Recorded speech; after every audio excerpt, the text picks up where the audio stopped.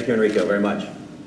It's my pleasure to be here. Welcome you to IQ Berlin, and I'm going to spend the next 30 minutes or so talking a bit about our vision for the future of mobile devices, and also we're going to see a couple of demos as well of the technology.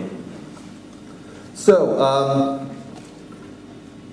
a little bit about Qualcomm. Qualcomm, the business model is actually one where we essentially invest in technology, and then we try to create the underpinnings of a lot of the innovation that you see in the mobile devices. And the business model, we've been in business for about 27 years. We invest an enormous amount of R&D. I think to date we've invested somewhere in the neighborhood of $21 billion worth of R&D. And it really takes the form in terms of getting to the market in two ways. One is we have a very strong licensing business. There are about 215 CDMA-based licensees, about 25 single-mode OFDMA licensees, and then we have a chipset business which ships, at last fiscal year, we have September to September fiscal year, we shipped, I think it was 483 million MSMs, a little bit more than 1.3 million chipsets a day. Driven a lot by the growth of smartphones and connected devices, and I'll talk a little bit more about that throughout the presentation. So if you look in terms of our chipset business, we've grown quite a bit. I think it started in 1997 or so. Now we are the world's largest supplier of mobile chipsets. We're actually the #1 fabless semiconductor company in the world. We ship more RF chips than any other company in the world, and we've just become now the 6th largest semiconductor company in the world. So it's been an incredible, very focused business on driving innovation into the mobile world. So if you look at mobility, or you look at cellular and mobility, it's really something, we describe it as the largest technology platform in history. It's very rare to find a technology or to work on something that every human in the world either has touched or is likely to touch in their lifetime. Very, very strange. It's an amazing industry, and we're very happy to be part of it. We did a poll with Time Magazine and try to determine how ubiquitous or how strong do people feel about their devices. And 84% of respondents in this poll, and this is across multiple companies, said they couldn't go a single day without their mobile devices in their hands. And 44% of them said they would rather leave their wallets behind if they left the house rather than their mobile devices. And actually, I'll give some more stats from that poll later on in the presentation. But if you're like me, I actually can't get up in the morning without checking my phone. I probably check my phone before I do anything else in the morning, and it's just something that's become part of our life, and it's going to become more and more part of our lives.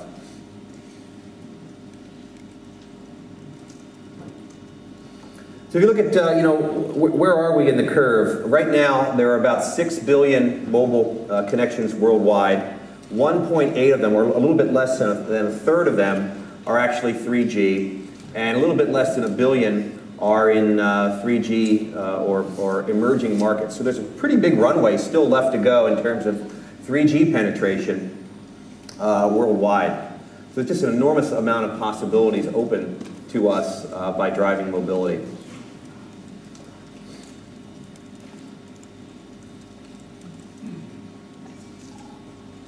So if you look at the industry in general, the total revenues for the industry are about 1.3 trillion. It represents about 2% of mobile GDP, worldwide GDP. And if you look at just the data revenues, so the amount of money that's spent on data, something that many years ago, probably 10 years ago, we used to talk about mobile data, and people were trying to say, well, what are people going to do with this mobile data? Well, now the revenues from mobile data are $320 billion as of the end of 2011.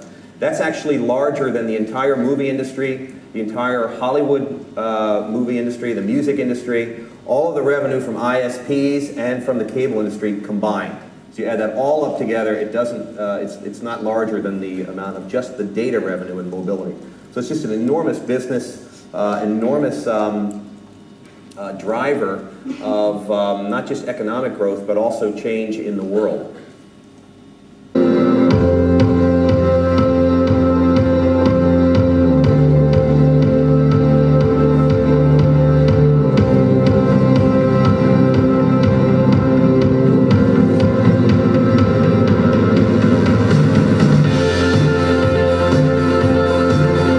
So quickly, it's like we have to get stuff done, and if you can't communicate at any time of the day, I mean, you're not going to be able to do what you need to do. Usually first thing I do in the morning, I'll hop online and then I'll actually connect with my development team out in the Ukraine, and we work on whatever video game project we have going on. We're playing in a band, we'll get together, we'll rehearse. Usually, you know, one of us will record some stuff on our phone or, you know, our tablet, we'll bring it in.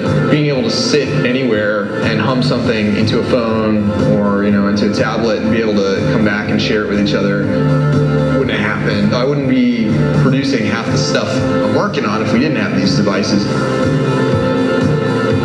My grandfather and my father were fishermen. They used to be totally dependent on nature, you know, keeping an eye on the position of the sun and tracking the moon at night.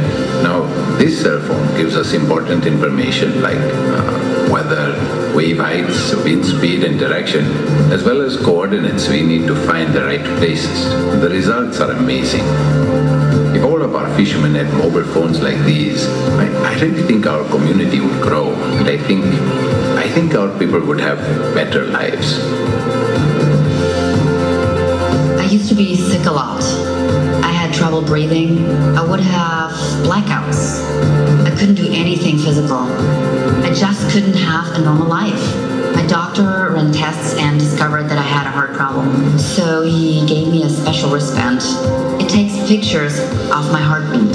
Then my phone sends the info to the medical center. And if I have a problem with my heart, the doctor from the call center will call me right away. I now have more control over my life. I use the tablet a lot for studying. It is a little smaller than the book.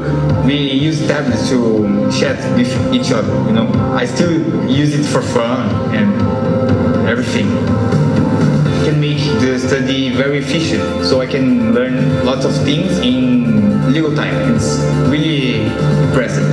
Well, sometimes I put some music so I can read it while I'm playing without using, you know, paper. Maybe I will be a musician when I grow up.